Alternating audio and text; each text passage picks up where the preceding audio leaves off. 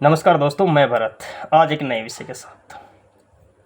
दोस्तों, आजकल एक न्यूज़ बड़ी तेज़ी से अखबार हो, सोशल मीडिया हो, न्यूज़पेपर हो, सब जगह बहुत तेज़ी से वायरल हो रही कि आरपीएससी ने अपना जो 40% का प्रावधान था वो हटाने का निर्णय लिया है, या फिर दोनों पेपरों में मिलाकर 40% लाने का निर्णय लिया गया है। तो दोस्तों, ये विद्यार्थियों के लिए क्या हितकर होगी या अहितकर होगी, इस टॉपिक को लेकर आज हम बात करेंगे।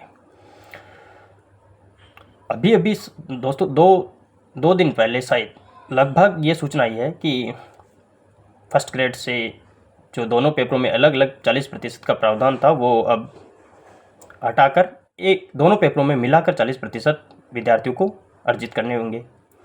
प्रावधान में यही है, लेकिन अब अभी वो जो रूल लगना है वो बाकी है, क्योंकि अब इस भर्ती के लगभग रिजल्ट आ गए फर्स्ट ग्रेड वाले। अब जो बाकी है उसमें वो ऐसा करेंगे तो पीछे वाले रिजल्ट में प्रभाव पड़ेगा, इसलिए अभी जो रिजल्ट आने वाले उनमें शायद इस प्रावधान को लागू करना लगभग असंभव है। लेकिन दोस्तों, जो वरिष्ठ अध्यापक एग्ज़ाम जो जुलाई में हुई थी उसका पूर्णतः सभी विषयों का रिजल्ट अभी बाकी है। तो मैं आपसे ये कहना चाहता हूँ कि अगर आरपीएससी ने यह प्रावधान जल्द से जल्द लागू किया तो ये प्रावधान हमारे वरिष्ठ अध्यापक भर्ती में जितने भी विषय है तो उसमें यह लागू किया जा सकता है। और इसका फ़ायदा ये होगा कि वरिष्ठ अध्यापक भर्ती एक बड़ी भर्ती है जिसमें इस प्रावधान के माध्यम से सभी पेपरों में विद्यार्थी पास हो जाएंगे और सारी सीटें लगभग भरने का प्रावधान हो सकता है कि अगर सीटें सारी भर जाए तो हो सकता है कि जितने विद्यार्थी तैयारी कर रहे हैं उनको सबको चयन होने का मौका मिले। लेकिन ये कब तक लागू होता है, कैसे लागू होता है, इसका अभी कोई विशेष नोटिफिकेशन नहीं आया है कि यह कब तक पूर्णतः लागू हो ही जाएगा। इसलिए अब जो नई भर्ती आएगी, फर्स्ट ग्रेड हो, सेकंड ग्रेड हो, तभी ये पूर्णतः लागू होने का पूर्ण विचार करेगी, क्योंकि अभी जो आरपीएससी है वो ये इसको सरकार के पास भेजेगी। सरकार इससे सोचेगी कि हाँ, हमें ऐसा करना चाहिए या नहीं करना चाहिए। तो इसे लेकर आप अब भ्रमित ना हो, अपनी तैयारी को लगभग जारी रखें, क्योंकि इसका अभी तक लगभग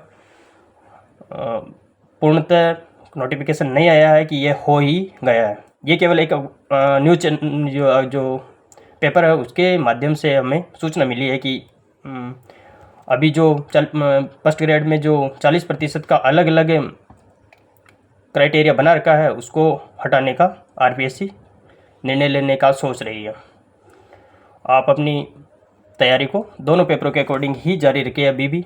और अगर आपको इस नियम को लागू होता है तो आपको पूर्णतः फ़ायदा होगा, क्योंकि जिसका सब्जेक्ट मजबूत है उसको अभी इस जो फर्स्ट ग्रेड में जो रिज़ल्ट आए हैं उनमें काफ़ी लॉस देखने को मिला है। मैंने काफ़ी सब्जेक्ट ऐसे देखे हैं जिसमें 600 650, कई सब्जेक्ट में 550 ऐसे सब मतलब सीटें थी। उनमें एक सब्जेक्ट में केवल 67, एक में 49, फिजिक्स जैसे सब्जेक्ट में 23 कैंडिडेट क्वालिफाइड कर पा रहे हैं। अब ये आरपीएससी की गलती है या विद्यार्थियों की या पेपर सेटर की, ये तो वो ही बता सकते हैं कि कैसे क्या हुआ। लेकिन दोस्तों, आप अपनी तैयारी को पूर्णतः जारी रखें। अपने जो भी पुराना पेपर का पैटर्न है उसके अकॉर्डिंग अपनी तैयारी जारी रखें। और हो सकता है सरकार जल्द से जल्द निर्णय ले। आपके भविष्य को लेकर सरकार वैसे भी बहुत ज़्यादा चिंतित है। आपके लिए पेपरों का समय पर पेपर करवा रही है, समय पर आंसर की जारी कर रही है, समय पर रिजल्ट करवा रही है, समय पर बच्चों को विद्यार्थियों को जो ज्वाइनिंग करवा रही है, ताकि हमारे विद्यालयों में अच्छे प्रशिक्षित टीचर पहुँचे और विद्यार्थियों को भविष्य उज्जवल बनाए, अच्छे से अपना कार्य करें। इसलिए आरपीएससी तटस्थ है।